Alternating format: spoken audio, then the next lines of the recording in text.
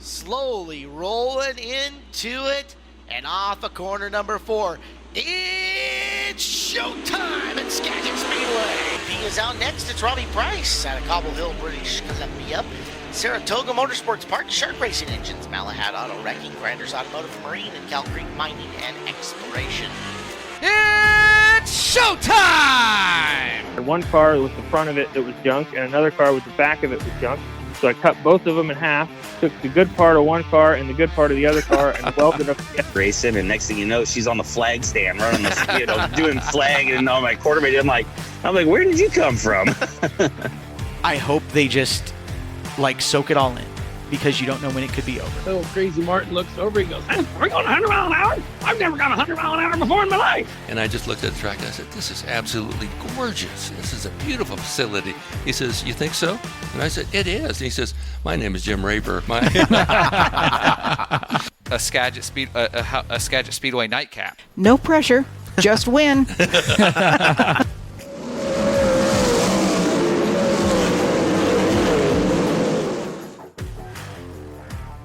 Well, welcome into this week's edition of On the Gas, a Skagit Speedway podcast. Blake Anderson back from St. Louis, Erik List, and today we're joined by Robbie Price, driver of a 360 and a 410 here at Skagit Speedway.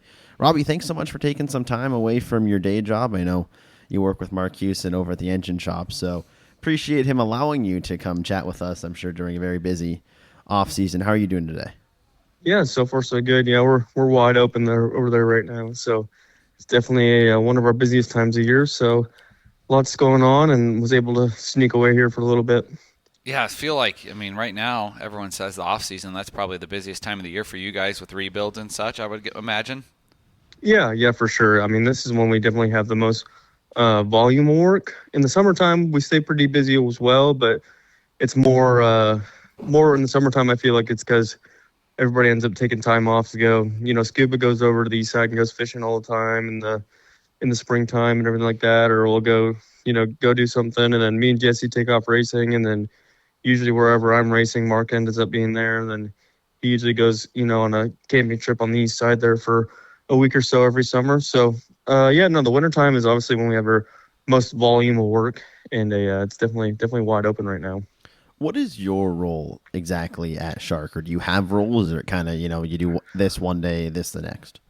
I don't really have a dedicated role, I don't think. I do a lot of the disassembly. I'm doing more and more of the parts ordering and kind of the stuff on the computer a little bit there. I kind of started doing a little bit more of that lately. And then besides that, just everybody kind of does their own thing. Mark and Scuba do pretty much all the assembly, as far as that goes. Me and Jesse are able to do some of the assembly, but not as much as what them guys do. So yeah, a lot of the disassembly, some parts washing, inspecting. I do a lot of ordering and talking on the phone to customers and stuff like that. Basically, whatever Mark doesn't want to do is what me and Jesse end up doing. For anyone who doesn't know, Mark Hewson, Robbie Price, Jesse Schlotfeld, and others work for Mark Hewson, who owns Shark Racing Engines, building. You're primarily 360 with some 410s, correct? Or is it both? We do. Ahead. It's getting to be more and more. Okay. He used to do a lot of the 410 stuff and 360 stuff, and then obviously, kind of when it died off in the Northwest, 410 racing wise, we scaled that back a bunch. And then for a while, we had quite a few teams on the ASCS National Tour running our stuff when it was kind of hot and heavy there. But we're doing more and more 410 stuff, as obviously with how much Skagit's racing 410s. And, before, there was 2 or 3 customers there that only wanted to do 410s. So it's hard to do, very much R&D work when you only have, 1 or 2 motors a year for the 410 stuff. And it was guys, like me, or, Frenchie Hughes race out of Alberta had a 410 as well. And there was a couple other customers that had one that would travel around and race 410 stuff. But that was probably, 5-6 years ago now, to where even on the pavement, the 410s are getting to be so many of them that we have a lot of time to R&D and spend some time and really kind of get our program right as far as 410s go. And they're definitely starting to fly off the shelf a lot more. What's your program looking like right now? Are you kind of basically in teardown mode and get new parts mode, or are you starting to build back up for your 2026 season already? I'm in a little bit of both. I've been doing a little bit of trailer work, and then we got a new pit cart, so I've been spending some time organizing that. And then I have one new car sitting here that I'm putting together, and then the one car from last year that I ran primarily, I'm just kind of going through and freshening it, and hopefully just putting it in the corner for the summer.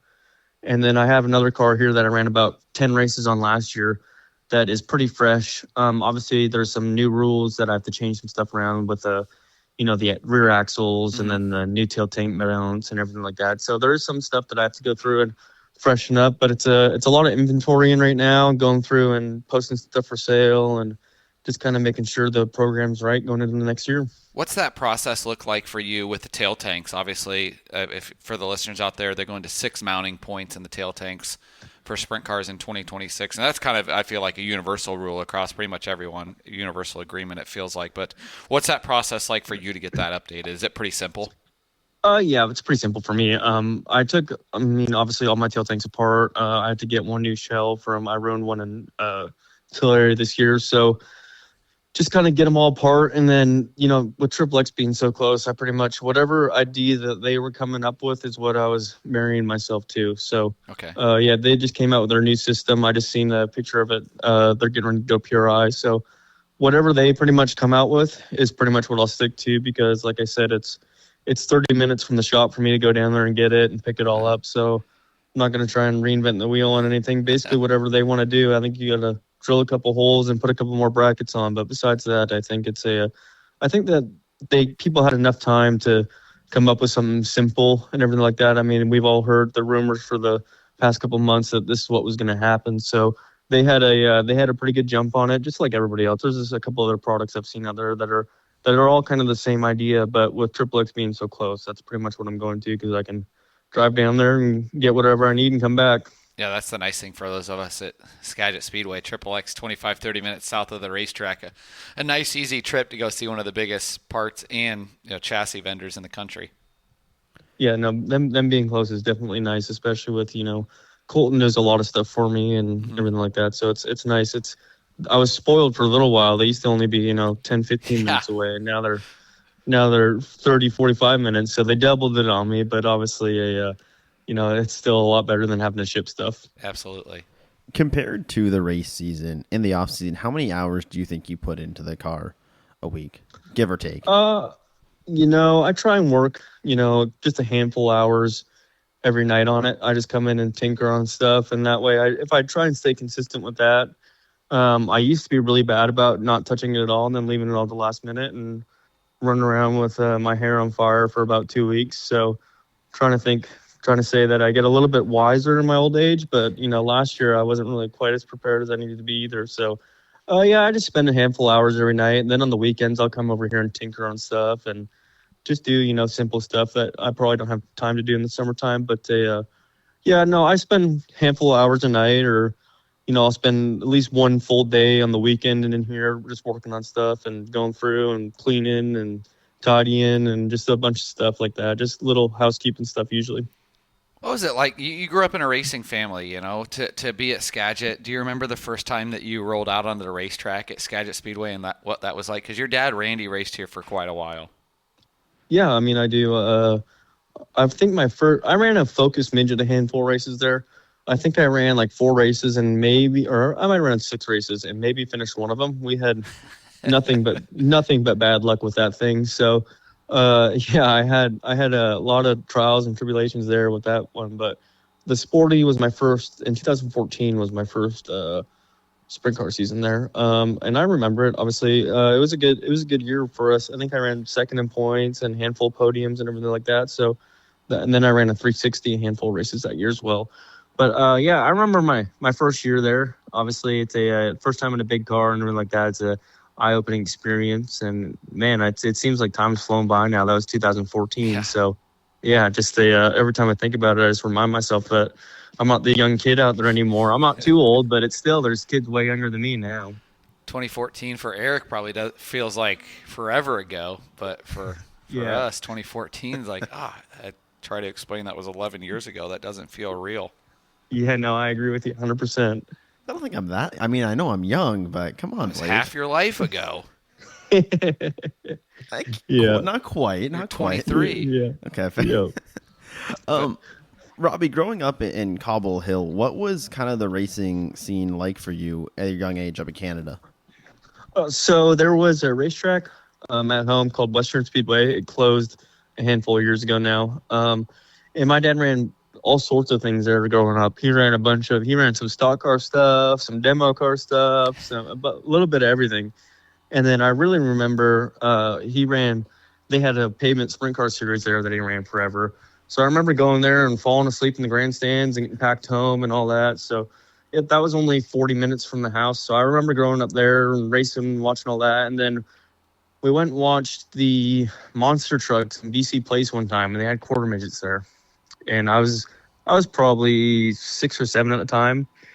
And we watched the monster trucks and the quarter midgets raced around in the middle. And my dad says, "Well, do you want one of those?" And I said, "Yeah, of course I want one of those." So we got a quarter midget and then went and raced at Langley Speedway there for, I think, two or 3 years. And then after that, we moved to Deming. And then it was every weekend in the summertime I was down here. So it's I grew up racing at a racetrack, helping my dad or pretending to help my dad in the shop. They had shop nights on Tuesdays or something like that. So I was always just wide open. I was either out there watching him work or pretending to help, I guess. I don't know how much help I actually did, but that or ride my dirt bike around. We always had kind of a little bit of property growing up, so I was always outside riding my dirt bike or bicycle or something like that, just always messing around up to no good. Your dad ran some pavement, correct? Or was he He ran majority pavement, and then 2 or 3 years in the dirt sprint car deal, maybe 5 years. And then he had a second car that Chad Hillier drove for him for, I think, 2 years or 3 years. I think it was 2 years that Chad drove the second car for you guys. Yeah. So follow up to that then, and something we've asked other drivers who've had similar. Was there ever a path where Robbie Price would have ended up as a pavement driver, or were you always, once you got into the, Deming and started really on that dirt, that your heart was set in dirt?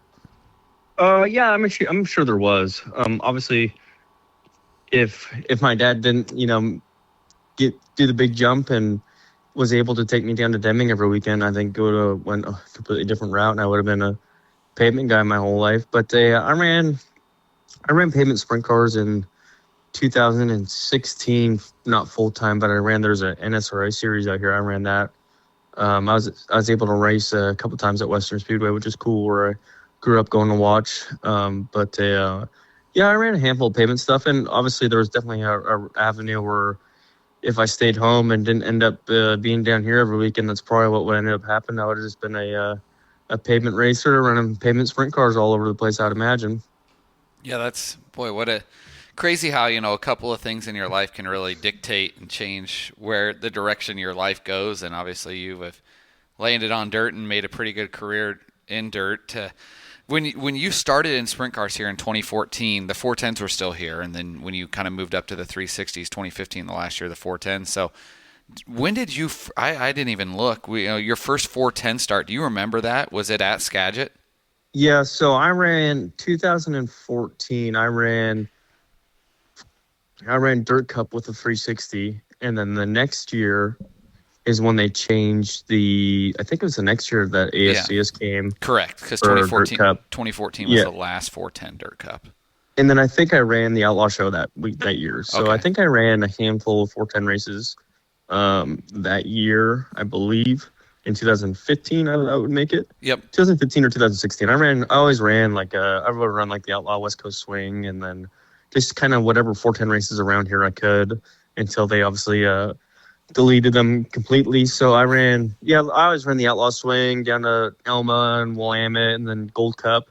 And then 2015, I think it would be, I went down and we'd run a bunch of the KWS stuff, or they used to run Friday night 410s Chico. So I would go down there and run Chico Friday night, and then I would run the Civil War Sprint Car Series, 360 series, wherever they were at Saturday. So we chased the Civil War deal for the first half of the year. And then we ended up sticking home the rest of that. But I would run maybe 10 to 15 410 races a year. That might be being a little generous, but I'd run Chico Friday nights or whatever we could really, and when it would make sense. You guys were putting some miles on the Yeah, road there. Drive down to California pretty much every weekend there for that whole summer. So, yeah, we put some miles in, that's for sure. Is there any reason that you didn't continue going with the Civil War Series that year? I don't think so. I think that I led the points deal for like 2 weeks or something like that. And then we went to Placerville and I tore a car up. And then I think we raced Skagit the next weekend, and I think I tore a car up again. And then the next race was like a one-day show in Watsonville or something like that, which is pretty far down there, Watsonville or somewhere in Hanford maybe. And then we just kind of sat there and looked at it and thought to ourselves, maybe we should kind of scale back. My dad was taking a lot of time off work, and that was pretty important time in his company where they were kind of scaling up and rocking and rolling. So it was just kind of time to, scale back a little bit and just kind of stick around home. When did you finally get started then full time with the Outlaws? How did that get started?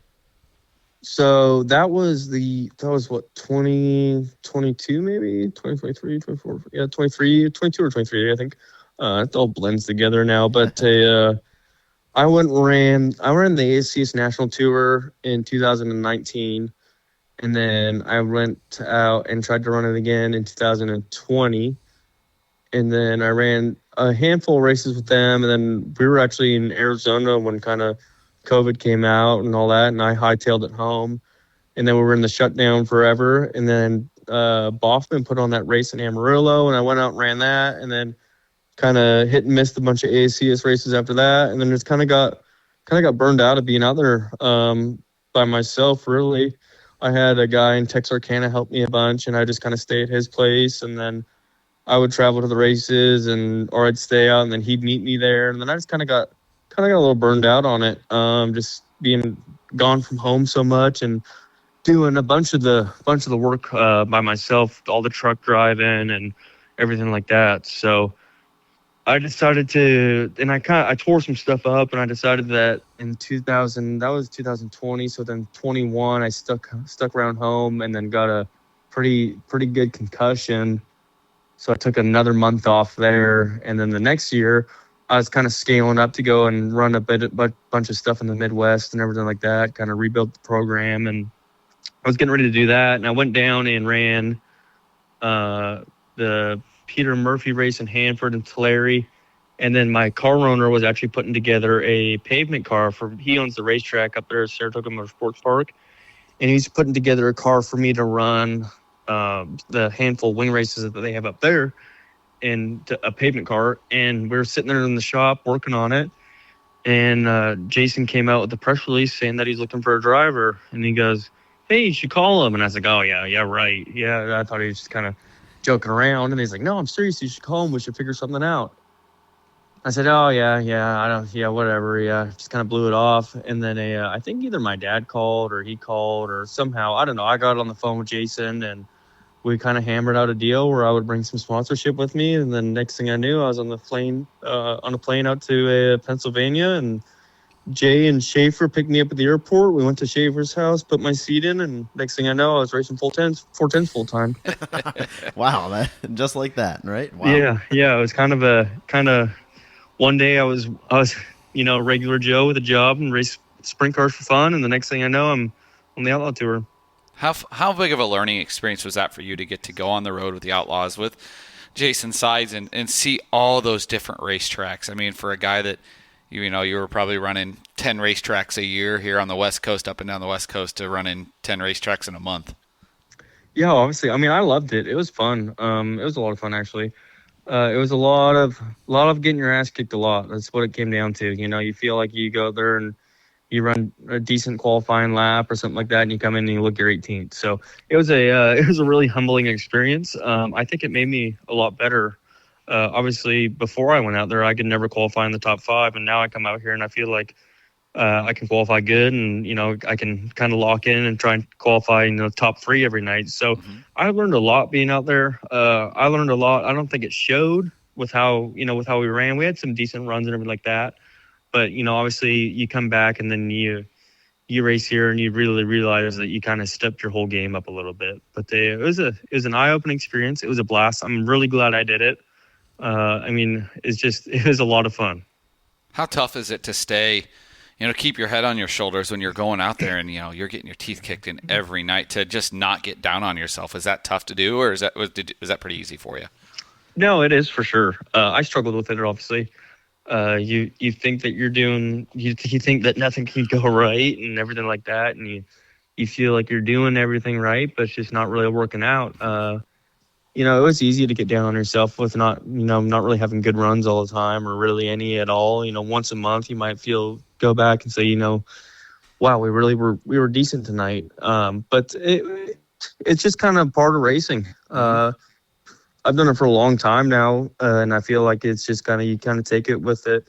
Sometimes you're good and sometimes you're bad. You try and be perfect every night, but it rarely ever happens. You brought up something interesting in your last question about qualifying, and I'm kind of curious to know more about that, because qualifying, it feels like it's an air quotes simple. It's go out, set the fastest lap time, and that's it. But there is more to qualifying. When you said you learned how to be a better qualifier, and that's something that has helped you here at Skagit, what did you learn in qualifying that made a difference and made you a better qualifier?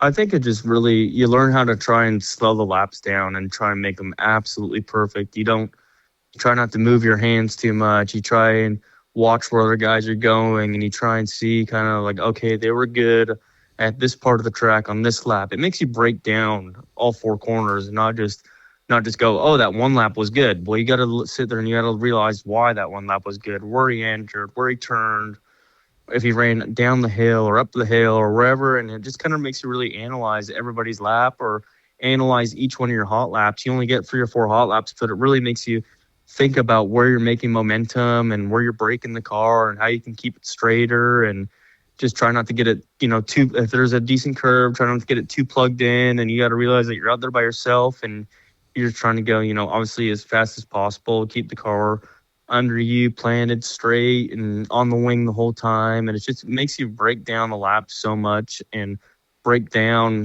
where every, tenth counts, and, even smaller than that sometimes. So it makes you really try and dial in and perfect your process. I'm no master at it. I wasn't very good at it before, and I feel like I'm a little bit better now, but definitely have a little bit more room to improve. But yeah, it just kind of makes you realize how important it is, and how close it can be, and how every little thing that you do out there counts for those 2 laps. Do you enjoy qualifying? Yes, I do. When I qualify good, obviously I love it, but it definitely makes you rethink your whole night when you qualify bad. I like it. I used to hate it. I used to dread it, but now I enjoy it. I like going out there and trying to figure out where's the best line and how to make the best momentum and everything like that. I used to absolutely hate it. And then obviously I went and ran AFCS for 2 years where you don't qualify at all. So then I was really rusty. And then I got a really quick learning curve when I ran J stuff on the Allo Tour. And then now I enjoy it. Now I look forward to it, because when you qualify good, it makes your night so much easier. Mm-hmm. What was it like working with Jason Sides on the Outlaw Tour? He seems like such a fun guy to work with from an outside point of view. It was fun. It was a blast. The first year I went out there and did it, it was just me and Jay, and then we'd have guys come in. His cousin would come in, or Chris would come in and hang out for a couple weeks and just kind of bounce around. He kind of like every region we were in, we knew like one person that would come and push me on the 4-wheeler and stuff like that. And me and Jay spent a lot of time beside each other. I lived with them, rode up and down the truck everywhere with them and everything like that. So it was a blast. The first year was a lot of work. And then the second year he hired a tire guy, and that made life a little bit easier to where I could focus on the racing a little bit more. And the second year, obviously, we had some decent runs and everything like that, but just having the tire guy really helped a lot by letting me kind of release some of the focus on the car and kind of focus on my driving a little bit more. It was a blast, though. I mean, Jay's a riot. He knows just about everybody. You know, any town you go in, you know where he's going, and he's the type of guy where he usually doesn't need to use MapQuest or anything like that because he knows where he's going. He's been there 1,000 times, and it was a lot of fun. I enjoyed it. I mean, I don't regret anything really. Was Paul around much at all? Paul was always at the shop. Whenever I was out there, he was at the shop all the time. Though we snuck back to Memphis as much as we could, and then I went and lived there during the winter time and helped them build cars and everything like that. So I was around them guys a lot for those 2 years. So Paul's definitely a wild operator. So it's that's a good way to put it. It's a life-changing experience hanging out with them guys. Yeah, that's well put. I think that's very well put. Yeah, no shortage of fun. Did we lost you for a brief moment on the front side of what you were saying there? What were you What were you saying about the deal with Jay and about living with him? Paul, Oh, Paul, yeah, about him being a wild operator. Yeah. Oh, okay. He's a little crazy. I mean, not crazy in a bad way, crazy in the crazy fun way. Yeah. No, I hung out with them for a long time. He was at the shop for a long time. We'd go and his wife would cook his dinner and we'd go hang out at their house, and he was at the shop every day just hanging out and bringing stuff over and, you know, just hanging out, really just the mastermind behind it. He had his little chair in the shop and he'd come out over after he's done working and watch TV and play music videos and everything like that. Just a hoot. I would say you ate pretty good on the road too with the Sides cooking at Sides Bar and Grill. There's some good there's food always, that goes in and out of that area. That's right. Yeah, his cousin Smokey, he is a chef for sure. He'd always like the chicken and dirty rice he would make for the nationals and everything like that. He'd cook us up a big vat and that, and we'd eat on that for a couple of weeks after we left the shop. He would be in the lounge fridge all the time, and just, you know, everybody. It's crazy how many people you meet out there. Where there's one dude that brings him little loaves of banana bread. I think it's when we're in Knoxville or Lakeside or something like that. But he'll bring like 2 grocery bags full of little loaves of banana bread. Just stuff like that happens. Like everywhere we go, there's somebody that's bringing him something, or we run into this one area of town, we meet these one people, and it's just kind of a revolving door of just, you know, different people coming in and out, and you meet different people all the time. And yeah, you definitely you learn how to eat and have fun out there. What you mentioned going on the road with ASCS there too. The ASCS sanctioned Dirt Cup here for, you know, quite a while. I would say, I think 7 years. Off the top of my head. Obviously, I think one of the marquee wins of your career was an ASCS race here at Skagit Speedway Dirt Cup. What was that like to be able to win arguably the premier sprint car race on the West Coast? Man, it was something else, and it wasn't really something that I really thought I had coming by any means. We weren't really that great the whole year before that, just kind of struggled. We ran good at the beginning of the year, then the middle of the year just kind of fell off, and then we went, before we came out to Dirt Cup, we ran Rapid City, South Dakota, and I had to change a rear end or something like that before the heat race, and we didn't make it up for the heat race. So then I ran the B main, and then I was transferred to the B main, and I think I ran up to 5th or 6th in the feature. It's like, okay, we have some momentum, we got a decent run, and every time you have a decent run, you know, you're a little bit more confident going into the next deal. So then we came into the Dirt Cup, and the first night, I don't really remember what happened the first night. I think I started 4th and ran 6th or something like that. I tried to go to the top with 3 laps to go, and 2 cars got by me. And the second night, I ran 3rd, and I was like, okay, we're rolling good. And then the final night, I started 4th, and just everything clicked off. It was pretty much just everything fell where it needs to go, and then went exactly how it needed to go, and just kind of got ourselves a win there. And it was just crazy night, crazy experience, and wasn't something I expected. I thought that I could probably do it if everything fell right, and it's just one of those deals where it's hard to make a weekend go like that, especially when it's ASCS format where you pill draw and you have to have the right heat race and be able to pass the right amount of cars in the heat race, and you got qualifiers and you're trying to survive the qualifiers, and just one of them deals where everything kind of worked out. And obviously I'm very happy that it did, and something I'll never forget. Yeah, that's big time. To be able to win Dirt Cup, you have to have a lot go right, I feel like, and obviously that that week things went right. It's crazy how the racing, how humbling it can be. Like you mentioned, being in Rapid City the week before, and you're probably pretty down on yourself too. The following week, you probably reached the highest peak of your career, right? Yeah, no, it was unreal for sure. It was something I'll never forget. And like I said, everything just kind of went right the whole week. I wouldn't say, we had a lot of luck on our side, and we had to work for some of it as well. So everything fell right, and I was super pumped that it did. Obviously, I was half expecting for my dad to tell me that I wasn't going back on the road after Dirt Cup. He was going to tell me to stay home. Just kind of the way things were going, and then it just kind of revitalized everybody and got everybody excited about it again. Where does that Dirt Cup win rank in your career?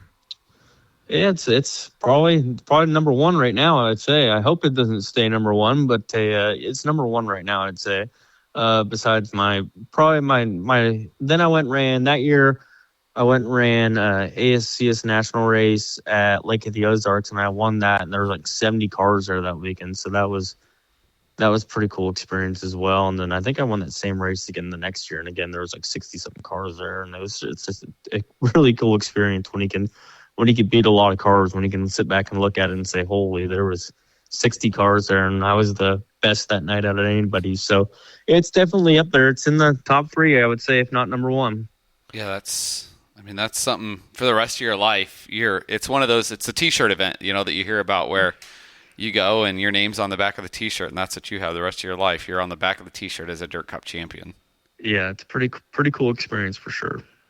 Through your time both in the Outlaws and ASCS and just traveling around, you've been to a lot of events. Is there any event that you haven't been to that is still a bucket list race for you, or maybe a track or something that you still want to hit in your racing career? Or have you pretty much hit everything that you could kind of dream of? Yeah, I think I'm pretty much there. I mean, there's obviously some racetracks that I would like to go to. I never got to go to Lernerville. I'd like to go there. There's a handful of racetracks where I watch the videos and everything like that. I'm like, yeah, that'd be cool. Seems like my kind of place and seems like fun. But I mean, I've done a lot of racing in my short career, so I'm pretty happy with where I'm at. I would love to go to Australia one year, but I just don't know if it's going to happen. But besides that, I mean, I think I ran pretty much all the big events, all the marquee events. I've ran a bunch of races. I've done a lot of racing for how long I've been doing it. So I don't think that there's really anything where I'm really itching to go do it and drive all the way out there to do it. I think a lot of the stuff I've run now, races I want to win, there's obviously a pile of them, but obviously I think I've ran, most of the tracks that I really want to run and everything like that. I do watch, I'll watch Flow or Dirt Vision or whatever and see a place where it's like, yeah, that'd be cool to go try and stuff like that. But as far as marquee events, I think I've pretty much ran all of them that I can think of that everybody says are the crown jewels or stuff like that. Whether I competed, I don't know. I was there, but but there's a lot. I think I ran, pretty much all the big races that you can. I've at least attempted. Yeah, I would say. I mean, I think of the crown jewels of sprint car racing. You would have knocked them all out when you were on the Outlaw Tour, the National Open, the Kings Royal, and the Knoxville Nationals. I would say those are kind of the 3 that stand on their own ground for being the crown jewels of sprint car racing. That's for sure. I got to be there for the million. That was cool. Yeah. So yeah, I mean, there's a lot of stuff that I was very fortunate enough to go and try and get to attempt anyhow. I forgot that when you were on the Outlaw Tour, that's when things went sideways with them in Lernerville. So, because we took over the 2, as the All-Stars, I guess I should say, took over the 2 Outlaw shows there, the Silver Cup, and it's a neat place. It races really good. That's one track I would really like to try. But I think that's pretty much the only place that really sticks out that I've said, oh, I never raced there. But I think I ran a lot of stuff, and that's really one that kind of sticks out that I never really got to try. Obviously, growing up playing the video game and all that, you always race Lernerville and stuff like that. And it's obviously something that, that's the one that pops in my head when I think about it. I was absolutely terrible at Lernerville in the video game. I was terrible at every track in the video game, so it's okay. All right, me too. Saratoga Motorsports has been a marquee sponsor on your car and a partner with you, what feels like for a long time. How did that partnership first form with you and Saratoga Motorsports? It's kind of a crazy story, actually. So Rob and Lee Layton owned Saratoga Motorsports Park. And then he raced a race growing up. He raced late models and stuff like that on the pavement, in the Black Creek area of Saratoga, and a little bit all over the place. And then, he got out of racing and focused on his business for a handful of years, and then decided to get back into racing. So he bought a complete pavement car turnkey from my dad. My dad had a little parts warehouse on the island there. Not really a warehouse or anything like that. He just bought everything in bulk and then pawned a bunch of stuff off. So he would order stuff from Beast and all that, the big pavement deal, and he would have, front axles and frames and all that stuff sitting there, just kind of his own little parts place. And then Rob called up and bought a car from him, turnkey, absolutely complete. And then we built him a motor next door at Sharks. We built him a motor for the pavement non-wing series that they run on the island. And then I was up there. I ran the Nationals in 2020, I believe. I think it was 2020. I ran the Nationals, or maybe it was 2019. Yeah, I ran the Nationals in 2019. And then from there, I went and parked my stuff at RJ Johnson's, and then flew home for the big payment race the next weekend at Western. So I flew home and hung out there, and Rob was having some issues with his motor and needed a magneto change. So I went over there and changed it for him, and then retimed it all and everything like that. And then just kind of, that was it. My dad said, "Oh yeah, no, I sold this guy all this stuff. You need to go over there and talk to him." And then I went over there and they said they were having issues. So I changed the mag for him.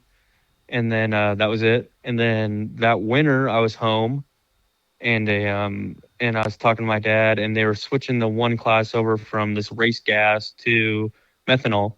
And my dad said, I said, "Oh, I need to get some 110 or whatever for my go-kart for down in Monroe." And he says, "Oh, well, Rob's got a bunch of it. You should go up there and talk to him." So I called Rob and I said, "Hey, do you got any of this race gas or whatever? My dad's going up there. Can you get some from me? You got a couple gallons?"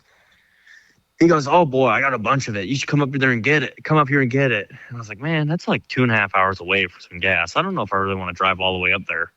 And my dad's like, "No, you should go do it." And Rob's like, "No, I think you should really come up here and get it." And I said, "Oh, okay." So I loaded up and drove up there and got it. We went for lunch. And he said, "Hey, I appreciate you coming and helping us that one night at Western and everything like that. I'd like to help you out." And I said, "Oh, okay. Yeah. Like, what are you trying to do?" He's like, "I want to do this, this, and this. You put my self-storage deal on the side of the car, and I'll, send you some coin every month or something like that, and we can work this deal out." And I said, "Boy, that is perfect." Because at the time we were a family-funded operation. I had some small sponsors here and there, and then that just kind of from there, it's just snowballed. So I just kind of stumbled into that deal. I went over there and helped him out at the racetrack one time, helped him with his motor, and he told me to come up and meet him for lunch. I didn't ever really, ask, or he just kind of offered, and we put a deal together. And man, it's been a couple of years now, and it's just been rocking and rolling since. Wow, that is crazy. That one small interaction made a difference, but it kind of goes to show the people and even the small interactions you make can lead to bigger and better things, and that's exactly what that sounds like in your case. Yeah, it's crazy. You just never know. I guess any person could have an impact and really change kind of the way things end up happening in your life. So that's what happened. Is I went up there, talked to him, and he started off as a sponsor, and then he helped in the sides deal, and then the sides deal kind of we went our separate ways, and then I was kind of bumming around a little bit, didn't know what I was doing. We were at Chili Bowl, and we rented a car from Johnny Herrera for Chili Bowl. And he goes, "Well, what's your plan for next year?" And I said, "Man, I don't really have a plan." I was like, my dad doesn't, we sold the truck and trailer. He's got like one car left. I could probably get a motor from Mark. And then I had some small ride opportunities to go race in like the Midwest and everything like that. And it's just like, I just told him, I was like, I'm just not convinced that I want to live out there.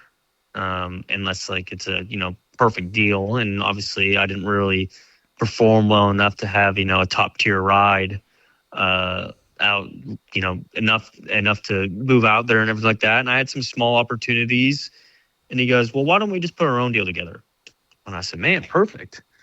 And he's like, well, let's just think on that a little bit. And I said, okay. And then I went and ran before Chili Bowl, I went and ran the Vegas Open Wheel Showdown, the pavement race for him in his pavement car. And we ran fourth at that deal. Then we went to the Chili Bowl. And then he says, well, why don't we just put our own deal together? And I said, okay. And it was going to start off as a small trailer that, I took behind my pickup, and we would have one car, and it's kind of just snowballed from that.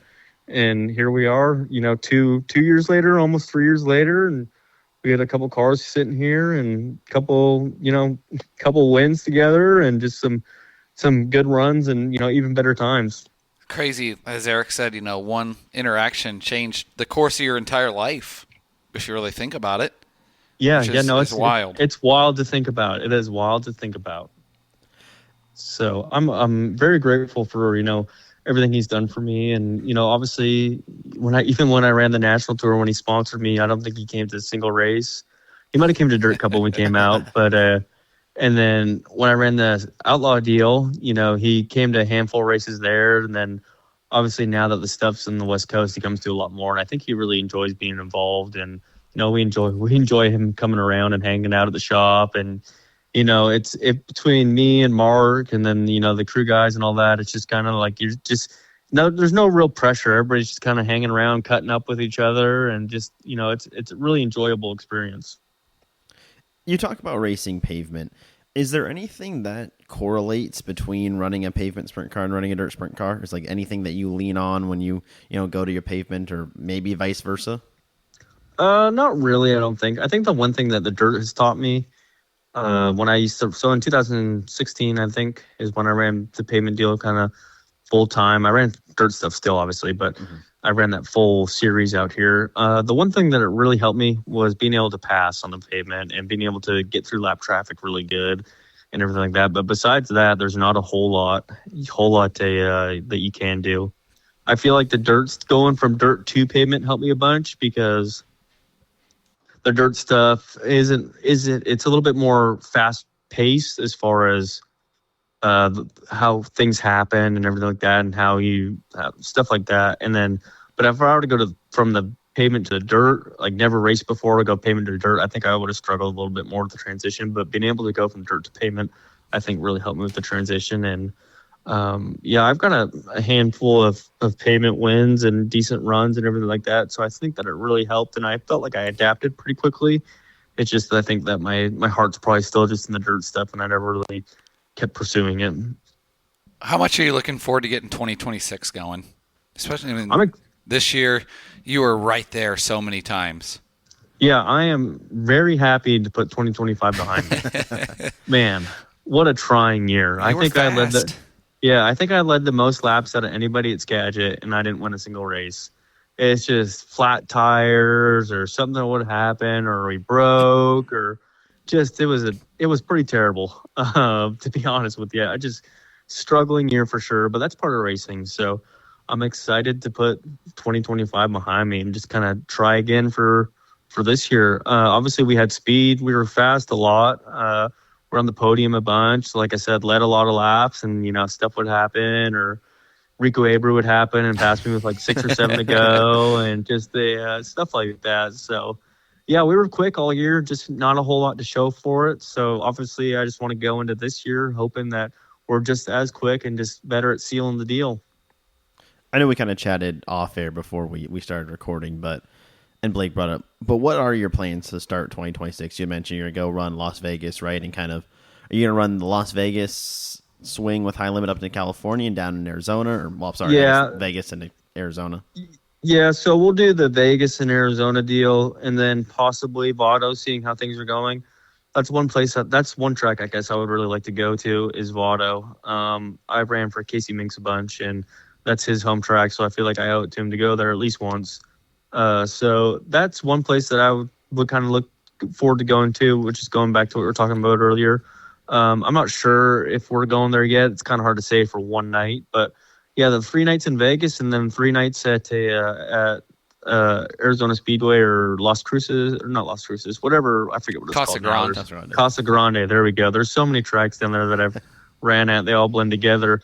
But Casa Grande was a blast last year. I really enjoyed it. So, yeah, we plan on going back for that, and then maybe some California stuff before we get rocking and rolling out here. But I haven't really seen any schedules yet, which is I assume would probably happen this week with PRI coming up. So once everybody kind of settles down and releases their schedules, we'll have a better idea what we're actually doing. Yeah, that was kind of what I didn't even. Well, I saw you went down to New Mexico and ran for Casey Minks. I didn't realize that Casey still had cars, which I thought that was really cool to see Casey Minks because that's a name that I hadn't seen I felt like in a while. Yeah, I raced for Casey a bunch over the years. I haven't ran for him in a little while now, but yeah, I raced for him for a lot. I used to do when they used to run they would run 2 weeks down there, one at Coca-Cola and then one at the Arizona Speedway, which is a shame that place closed. That place was a blast. Mm-hmm. I love that place.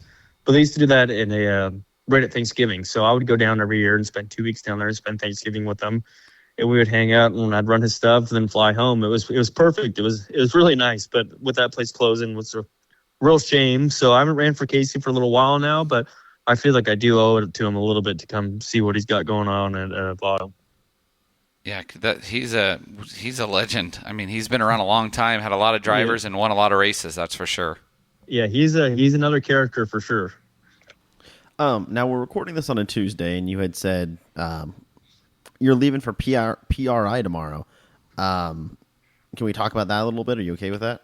Yeah, no, that's fine. Yeah, I haven't been in a couple of years, and the car owner really wants to go, so we're going to go and walk around, and obviously he has a pavement team and then the dirt team, and then me being involved with Sharks. Obviously, we got a lot of stuff to go out there and look at and shake some hands and, meet some people and finally face-to-face. And, yeah, I'm excited for it. So when's the last time you had been to PRI then? I would say it's been at least 4 years, I would say. Yeah, so it's been a little bit. I went, I think, 3 years in a row, and it kind of got a little monotonous, not a whole lot of changes. So hopefully kind of with this little gap here, it's a little bit more exciting again. Well, Robbie, thank you so much for joining us. We really appreciate it. We'll let you go and won't take any more of your time. And tell Mark thank you for us, and this has been a really fun conversation. Yeah, thank you guys for having me on. Yeah, thanks, Robbie. Yeah. Have fun out in Indy, and we'll see you here not too long. Sounds good, guys. Thank you very much. Yep. See you, Robbie. Safe travels. See you. Yep. Bye.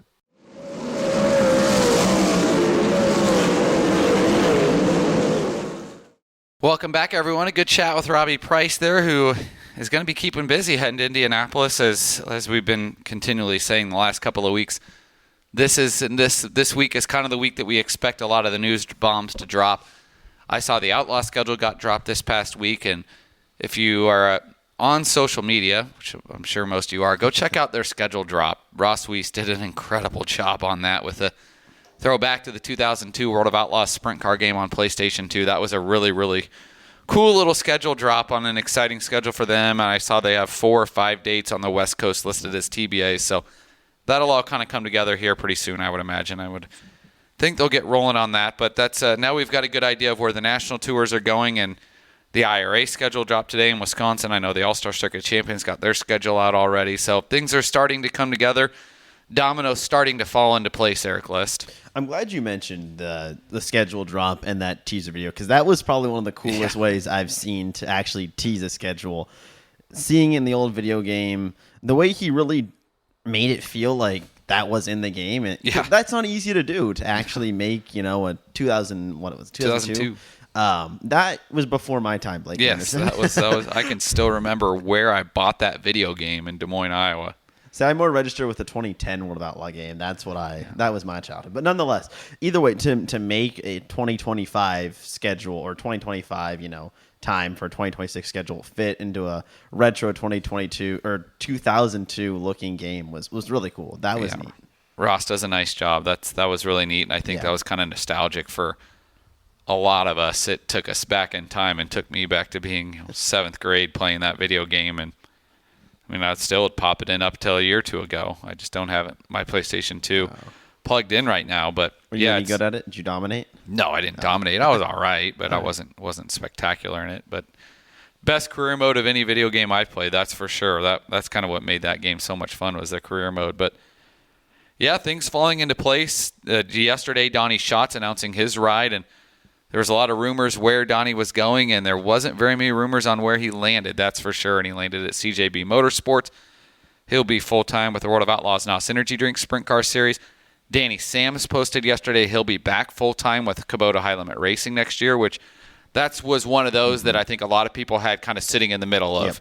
He could go left or right, and it wouldn't be a surprise if either, if he went High Limit or Outlaws. But Danny's back with High Limit, so we'll see him at least at Skagit Nationals for sure, and I wouldn't be terribly surprised if we see him at Dirt Cup again. Yeah, Danny had a really strong, I would say, second half of his year with High Limit, and that was really fun to see. So it's going to be fun to see if they can continue to kind of grow on that in the 2026 race season. And the Donnie Schatz, I think CJB it's a good ride. It'll be really interesting to see how he fits into it. I mean, he's always been in good equipment. He's still going to be in good equipment. Yeah, he'll be in good stuff there with Barry Jackson. They say a change is just necessary. Now, I know he's had different rides the rest of this year, but maybe a consistent change. It's not going to be from one car to another. Now he'll be with CJB for presumably the whole year, unless unforeseen circumstances. But if that, full year, what Donnie can put together. Yeah, I'm excited to see what Donnie can do. I know he's refreshed. I talked to him and saw him a little bit this past weekend in St. Louis because his nieces were racing at the Dome, which is fun to see Layla and Amelia. It's been neat to watch them grow up. I mean, I've known them since they were 7 years old now. Now they're 18, graduated high school, and really starting to take to racing. They're running the late models. They run them a little bit in North Dakota, but they both had Race Saver wins and got to run the 410s a little bit. But it's been neat to see them run up, catch up with Donnie's sister, Deanne, that I've known for a long time, and see her for a while, which was fun. And yeah, Donnie, I feel like he's going to win some races this year. It'll be neat to see him and Barry Jackson together, two guys that are just kind of icons of the sport. Barry Jackson's been around a long time, whether he's building the JEI cars or crew chiefing. He's been everywhere. I mean, dating back to, I think Barry was on Sammy Swindell's TMC2 or TMC1 car back in the early 90s, which is widely regarded as probably the best looking sprint car of all time, which Harold Annette owned out of Des Moines, Iowa. And Harold's son Michael just passed away, which is too bad. Michael did a lot of NASCAR stuff and didn't do much in the open wheel world, but some NASCAR stuff, and I think he had a Silver Crown starter too at Iowa Speedway on the pavement. But that was sad to see Michael pass away. I knew him from my time in Charlotte out of college. I spent a lot of time with him when I moved to Charlotte in 2013, 2014, and into 2015. But that was sad to see. But yeah, Michael, part of the Annette family. His father Harold owned that, and the Annette family has deep roots in sprint car racing. I mean, the Sprint Car Hall of Fame probably not built without the help of the Annette family and TMC 100%. Trucking, and the Annette family. Harold was also part of USA Sprint Cars that went up head-to-head with the Outlaws in 1989 before things went a little sideways there, and owned Sammy Swindell's sprint car for a while. But yeah, that was too bad to lose Michael. But things, as we look to the positive, things starting to come together for 2026. The Chili Bowl, they're over 300 entries. I saw Ross put out this is 200 or 300 Tulsa post yesterday. Shootout, we're over 1,600 entries. It's coming. It is coming quick. Well, before you get to go to Tulsa, you just came back from St. Louis. I have yet to be able to watch the final night of the Dome because I was busy, and so Dad and I are trying to actually sit down and watch it. But I saw the two preliminary nights. I won't say who won then. Well, I can close my ears or whatever. I won't say who won. It was phenomenal racing. It looked like it was a great time. Yeah. I mean, it's the Dome. It's always going to be a little bit of chaos. There's always going to be fenders beating and banging, but it looked like another good year. It was. We had record attendance. I would say over 40,000 in that neck of the woods. It was incredible. I mean, I look back to the first couple of years, and the first couple of years on Thursday night, we didn't even have the front stretch grandstands open. It was just backstretch only, and then we opened the front stretch and Friday, we'd maybe get the front stretch open. Now Friday this year, we had people sitting in the upper deck, and we've never had people in the upper deck until Saturday. And there for a while, it was kind of, we might get the upper deck open. Well, now this year, we had the upper deck open. But yeah, the racing was good. You have to look at the Dome differently. Yeah, 100%. If you look at the Dome for a quality of racing and you want it to be like the racing you see everywhere else, you're going to leave pissed off. Mm-hmm. I love the Dome. The Dome it's great. It is refreshing. there's intensity there now because it pays $70,000 to win, and it's chaos, it's entertainment, and I think it's something our sport needs. Like, obviously, when you have that many people there, that's the highest attended dirt track race in the world right now. They're doing something right. Yeah. It's entertaining, and I think you have to look at it as maybe a little bit more entertainment than racing. But I think obviously the racing's there because the thing pays $70,000 to win, and the modifieds paid $20,000 to win. So that's real money. Yeah. That's not monopoly money. And people say it's WWE. I can promise you it's not WWE because not a moment of anything in that building is scripted. Nothing is scripted. It's all raw emotion, and I get to see a lot of that raw emotion because I'm on the dome floor the entire time, and usually the guy walking up to the crashes and kind of right there. You did that a couple times. You had a couple of those. I had a couple of them. We had one on Friday night that you would have saw with yep, I did see that Kyle one. Bronson, and that was I thought we were going to get our dome moment there. Yep. But Kyle, that walk calmed him down. If he would have ran, I think something would have happened, but he walked, and that probably calmed him down a little bit. But no, I enjoy it, and we set the flow record on Friday night and then broke that again on Saturday night for highest broadcast viewership ever in Flow Sports history. Wow, that's impressive. And I would imagine Chili Bowl will probably break that. We broke it last year. The Dome set it, and then Chili Bowl broke it. Because, I mean, the advantage these events have is what's going on right now. Nothing. You know, people are hard up to see a race. Yeah. So that's that'll be fun. Also, you know, Chili Bowl, I don't even want to switch gears here, so I'll stay at the Dome real quick. We can hit Chili Bowl before we head out. But, yeah, the Dome, I mean, the atmosphere, I will say this. I have been very, very blessed throughout my life to call, I mean, the biggest races in dirt track racing, modified races, super nationals. I called the World 100 and all the sprint car races. I all have been announced all of them. Nothing compares to the energy and atmosphere in that building on Saturday and opening ceremonies. That place is a freaking electric factory on Saturday during opening ceremonies. When we play God Bless the USA, and they're I saw singing. that clip. Was that right before the A-mains? Yes. So we'll do on Saturday. We go through everything, and then opening ceremonies to A-mains. So opening ceremonies is right before the last two events of the night, and it's freaking electric. And opening ceremonies, like we'll play God Bless the USA, and they tune the music down, and the crowd's singing. We invite the crowd to sing, so they're singing. You hear it. 40,000 people singing God Bless the USA is awesome, and then. Tim Bozarth does the invocation, and Tim has you, and his invocation is the best invocation in the country. I mean, he gives his invocation, and you're ready to run through a freaking brick wall. Tim gets me so freaking jacked. I mean, he is. You wait for it on Saturday. He has you ready to go. Yeah, I'm ready. I will. And then we have Rusty Shields sing the national anthem, which is my favorite national anthem. Rusty's incredible. I mean, he's the best anthem you'll see. He is awesome. And then we had a little girl, 13 years old. She just learned how to sign a month ago. She signed the anthem this year and did a phenomenal job. She was great. Cool. And we get out of there, Eric, and it is like it's everything staged. I mean, we're down to minutes there during opening ceremony. So it's very, very boom, boom, boom, boom, boom.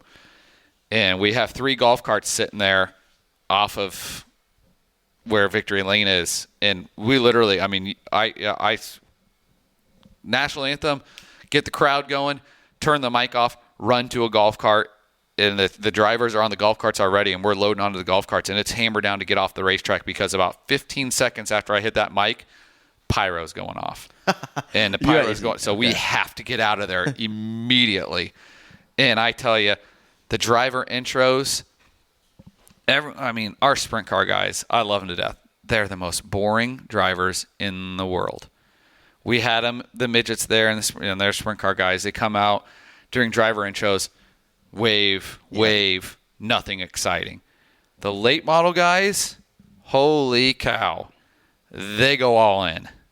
I mean, you're waiting. It's 20 drivers, and you're sitting there, every one of them, you're waiting to see what they're doing next. I mean, we had a guy.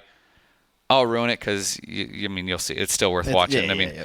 Brian Shirley had Evel Knievel theme on his car, the 3S. Yep. So he came out on a little mini bike in Big Donuts. Oh, that's sick. He had a cape on, Well, Jonathan Davenport came out and grabbed the cape off Superman's Superman, cape. yep. So Jonathan Davenport's Superman. That's his nickname. So he grabbed the cape. Oh, we had a guy go through a table.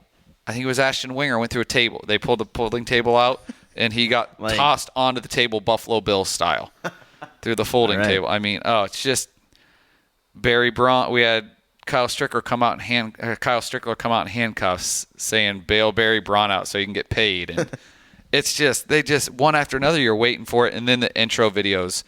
So the 3 lock-in cars on Thursday and 3 on Saturday or Friday.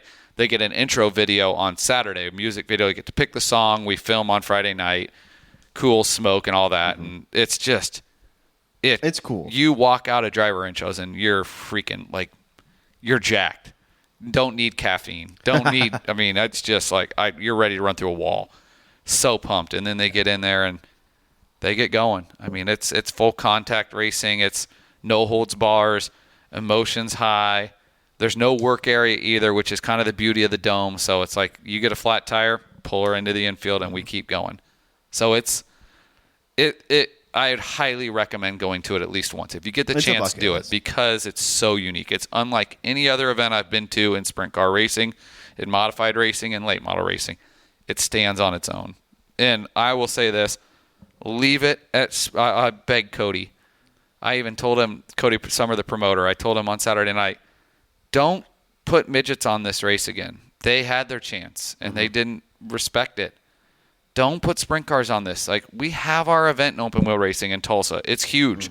We get it in 2 weeks. Late models and modifieds deserve their spotlight too. So, and obviously you don't need more.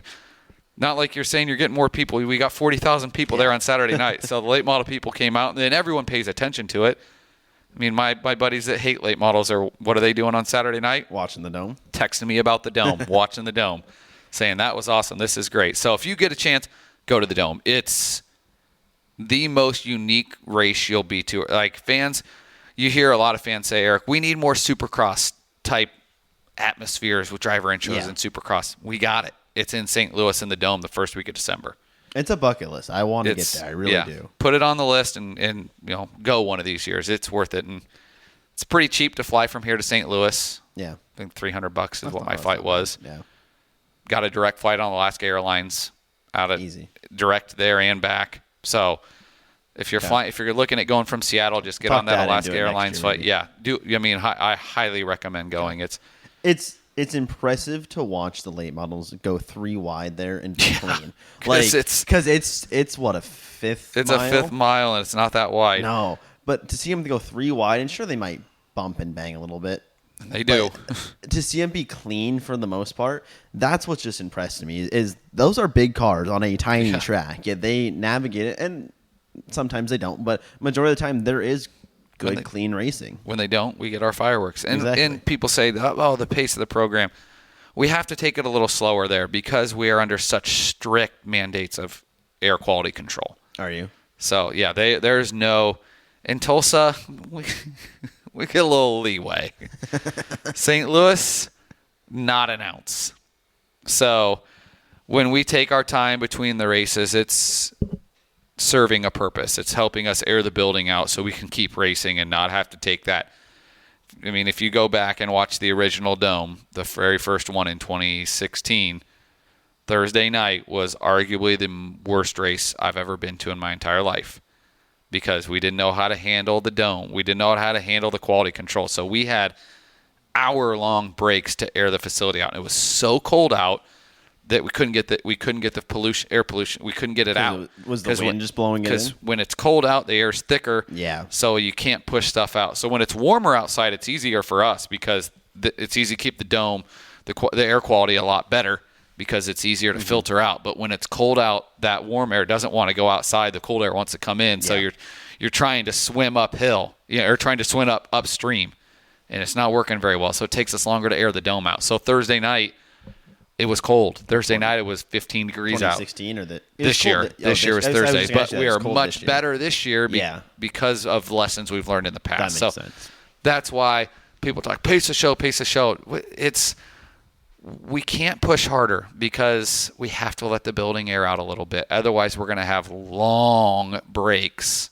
So that makes sense. that's why, I'm doing my post-race interviews, and we take our time a little bit there, and we push as fast as we can without having to take an hour-long break to air the entire building out. That makes sense. But yeah, it's worth it. Get going. If you got a chance to go, highly recommend it. It's incredible. It looks incredible. I'll say the same about Tulsa. Tulsa's a different kind of incredible, but Tulsa's well worth it. The shootout, we're 2 weeks away from the shootout. I think I fly home back to Iowa Christmas Eve, and I fly to Tulsa from Des Moines December 29th. Jeez. And we That's dive busy. right into That's it. Busy. We dive right into it. You go right in the fire, That's don't for you? sure. So I think we're at 1,600 entries, and last year we had 1,800. So we'll be probably closer to 2,000 entries, I would guess, than 1,800 this year. So that's crazy. Chili Bowl, we're above 300, and all those are on Flow Racing. So if you have a Flow Racing subscription, please watch. Let's set a record again. It's worth it. Yeah, and I did see it's worth good racing. Talk to Christopher Bell. He won't be at the shootout, but he is entered for the Chili Bowl. Awesome. So you and I were talking about that last week, so I just texted him and said, hey, what's going on here? And he's, no there. I know Audrey and Owen Larson are entered at the shootout. Okay. Kyle Busch is entered at the shootout. And he has a midget this year, I know. Yeah, he So does. I don't know if he's going to race it or not. He's not entered, but they have someone in the car at Chili Bowl this year. He ran it last year. So he ran it last year, So I don't know. I'll have to text Big Al that takes care of his stuff and find out what's going on there. Is his midget entered with someone else in it? Yeah, someone else is entered in it. So I don't know if he's going to 2. I can't remember now for the life of me. I just saw it was in last night's big update that Brian Holbert did. So that'll this shootout will be good. Brexton's entered.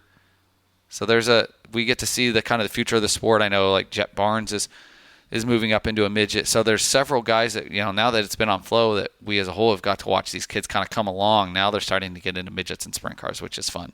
That's one of the most fun things you say about Tulsa shootout, and then the Chili Bowl is we see it at Deming. We get to see the young talent. Go from Deming to Skagit. You get to see the young talent all the way through at Tulsa and the Chili Bowl. And we've even seen local drivers from here run both. You've seen them both. I saw Levi Klatt is on the entry list at Chili Bowl. I'd imagine he's not going to run, though. Because he broke his arm. Yeah, I forgot. He did break his arm. He broke his arm 2 weeks. It'd be right in that. It would be right in that time of. Is he going to be? Probably getting his cast off. I don't know. Yeah, I guess you can. You'll have to text him and ask him. Yeah. I don't know. But it's fun to watch those progressions either way. It is. Because it's the kids who win in the junior sprint and then, win in the restricted, win in the open, yada, yada, yada, and then get their chance in the midgets and then get, into a sprint car. And that progression is just so fun to see. It is. I'm excited. I know that it's going to be a good time. Yeah, Levi Klotz. I did see Andrew Kunis is doing his Northwest bonus again this year in memory of Shayna Barnes, which is really, really cool. So Andrew raises money, and the highest finishing driver from the Pacific Northwest gets the money. I know Chance Crum's got it in the past. Gary Taylor's got it in the past. I don't know if Robbie got it or not, but I don't recall on that one. Nonetheless, Andrew does raise some money there. So Andrew will be down there. Sean in the Dirt will be down there. Caleb will be down there. Caleb and I will be on the broadcast every night. We'll be talking Skagit quite a bit, which we love. To me, I think it's a unique opportunity for us at Skagit that we get to talk about our racetrack on such a large platform. And really get to promote Skagit and talk about people coming out to see our track, and hopefully can get some new fans out here at Skagit to come out and see us that are watching on the Chili Bowl. But yeah, that's pretty much what's on the docket here. And we get back from Chili Bowl, Erik, and it's going to be time to get starting inside 100 days to Skagit Speedway. I know we're getting close on the schedule. John was down at Reno last week and talked to him yesterday, texted him a little bit yesterday, and we're getting closer on the schedule. It's just a couple of final pieces to get in place on what we want to do here, and here. And we'll be good to go. It'll be the same thing as years past. We'll roll out a season ticket renewal period to let the season ticket holders decide if they want to renew their seats, give them X amount of time. Then we'll open up season tickets to anybody that wants to get new season tickets, or season ticket holders want to move their seats. Allow that to happen. And then we'll have our major event renewals, and then we'll kind of open things up for everything. But, we're going to hit it hard this year, push tickets hard, and hope we can keep growing. obviously, if we keep growing, that enables Kevin and John to be able to pay more money here and keep the big events coming here, which I think we've done a really nice job doing. I think so too. Well, follow us on all our social media: Instagram, Facebook, TikTok, Snapchat, Twitter, YouTube. Catch up on Speedway. At Skagit all Speedway. the same. Yep. Catch up on all the Skagit Speedway archive videos that Blake's been rolling out. We'll have another one today. Okay, perfect. I'll probably just put out. Today's being Tuesday, so even by Thursday, we'll have one out. So with the time you're listening to this, we'll have. Maybe one. We'll definitely have one out and probably another. I think what I might just do, I haven't decided yet, but last week we posted Thursday of Dirt Cup in 1993. So I might just post Friday of Dirt Cup this week and then post Saturday on Thursday to just make it so you can follow the story along a little bit better rather than, Friday got posted and Thursday got posted 3 months ago and Saturday has not been posted yet. Well, just make it easier to follow along with the whole story of what happened in Dirt Cup in 1993. Yeah. But we're working through 1987 now, and we've got 88, 90, 89. Do we have 70s at all? We just have those videos that a couple that you had got recorded that have the flashbacks to it. But we'll get those put. That's on the list. Yeah, so we got a whole bunch. I honestly can't remember. And I know that Caleb had a gentleman that he used to work with at Joe's that brought him some videos that I need to get from him to see if we had them. And I know Rick Smith reached out to me to say he's got a bunch of videos, and he's going to stop by one day to see if it's anything that we need. So if you're listening and you have old Skagit VHS tapes, we've pretty much got 87 and 93 covered. So if it's anything outside of 1987 to 1993, and you don't mind loaning us your VHS tapes for a couple of weeks, we'll put them at the top of the list to get digitized and get them back to you. It's not like we'll just add them to the back of the stockpile. We'll just move them right up to the front so we can get them returned to you as soon as possible. But just let us know. Reach out to us, info@skagitspeedway.com. Email us there, or just shoot us a tweet, send us a Facebook message, info@skagitspeedway.com, the email. That works best, though. Yep. All right, Eric. Yeah. Well, we'll be back, next week. We got Sunshine's wedding this week, so. Oh, yeah. I'll report. That? I fly out Friday. So, calls. yeah, we'll have Tyler Courtney. If you're looking for an episode to listen, Tyler Courtney was on a couple of weeks ago, and he was very candid. Yes, that was a fun one. That was a lot of good information on his injury and how he's bouncing back from that, and kind of what the plan is to get back in a race car. Yeah. So that was a couple of weeks ago, and he's going to get married back home in Central Iowa here this weekend, which is excited. Do you have your? You're not giving a speech, but you're introducing. I'm introducing, I guess. Yeah. Do you have to write anything for it, or you no? Just I don't think so. Asia, his fiance, soon to be wife in 4 days, just said she'll get with me on Saturday and kind of get with the plan. So nothing too exciting there. So I guess I should probably reach out to her before Saturday just to check back in. Because Saturdays, be like, hey, how do you want me to do these introductions that we're going to be doing in 30 minutes? Yeah. And by the way, you just got married, so congratulations. If I can take that off her plate a little bit earlier, that might be the thing to do. But good thinking on that. Yeah, that'll be fun. I know there'll be a lot of race car drivers there, a lot of fun stories. I'm excited to get to see my mom and dad for a couple of days. Just going to stay with them. So get some Christmas shopping knocked out. You got your Christmas shopping done? Working on it. Oh, we got Christmas ornaments now. Yes. Skagit Speedway. They're cool. They're really cool. Like a reflective chrome decal in the center of them. I think they're $10. I think they ship for $5. So if you get two of them, it's $25. You get one, it's $15. So discounted merchandise too. Yeah, on the website, right? Lisa told me this morning she started a new tab with discounted merchandise. So if you're looking for a Dirt Cup shirt, hey, we've got those. Those are in the discounted. Any stuff with the year is going to be in that discounted section. So. Yeah, if you get on SkagitSpeedway.com and hit the shop, then John will send you buy it now. John will send me an email saying, hey, this is what got bought, and Lisa and I will get it shipped out to you that day. Yeah. As long as we get or whenever we get the email. If John sends it today, tomorrow, whenever we get it. So get on there and buy those shirts. I know that it's getting close to that time period where USPS guarantees by Christmas. I think tomorrow is probably the cutoff, but nonetheless, we'll get it out to you if you order it, we'll get it out to you as soon as possible so we can get it to you as close as we can to Christmas. Well, there you go. Thanks, everyone, for listening. If you're looking for more On the Gas episodes, go back. We've got plenty of them. They're all great interviews. They're not really they're time-sensitive kind of the time. But keep an hour long. Yeah, they're and pretty much all good information, whether it was filmed, early in the year, late in the year, there's always some good stuff. So we appreciate everyone listening, and we'll talk to you next week. Take care, everyone.